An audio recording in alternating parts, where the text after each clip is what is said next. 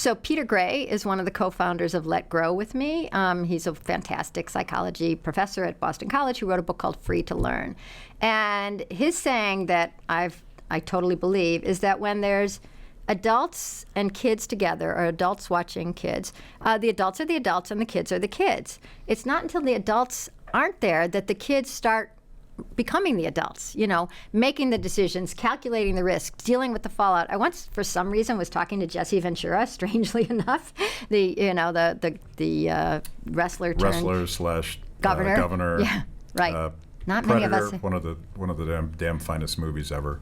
Oh. Have you not seen Predator either? Oh my God, I'm not a guy. What can I say? I watch rom-coms, and Predator just doesn't sound like one of them. Maybe I'm wrong, but it was Julia Roberts in it. I'm pretty sure that children today are not allowed to watch this movie because it might trigger them. Your whole camera crew here is going thumbs up, Predator, because they're all guys. What can I say? I haven't seen it. Matt here is sending me notes, and he's he's Predator! Getting all animated. Right. He believes that all of your examples of horrible things that have happened to children are from New Jersey. Is that true?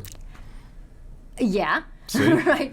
It's just because I live in New York. That's all we hear about. Right. Just don't live in New Jersey and everything's fine. Right. Come to New York. Yeah. Come to New York City and raise your kids. What was my great point I was going to make about You're talking about Let Grow and one of your co-founders. Peter Gray. Yeah. So if the kids don't get to take a risk, then they don't learn. Like if you don't climb, like the idea, the psychology behind it is that you're climbing a tree and it's a little scary, and it's really scary to go higher than you went before.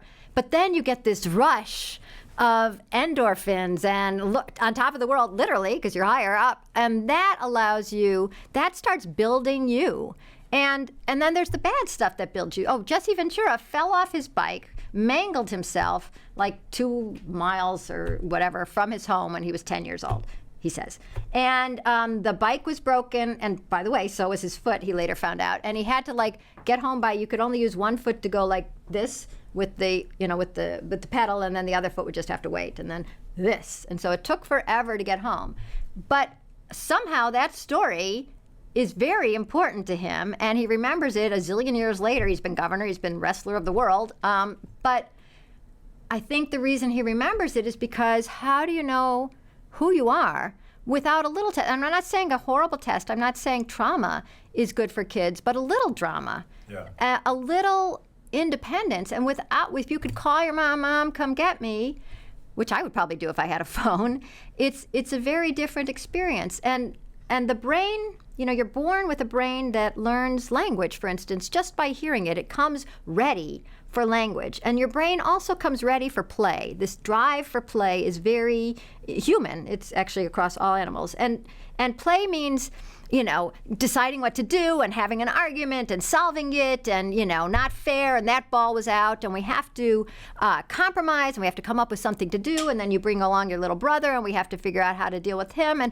all these things, the betrayals, the frustrations, the fear, the risk, and the joy, and the exhilaration, and the pride are all supposed to be part of who we are as a foundation for us to be successful adults. That's why the drive to play is in there, because all these difficult things, learning how to focus, concentration, are coming to play when you're trying to play.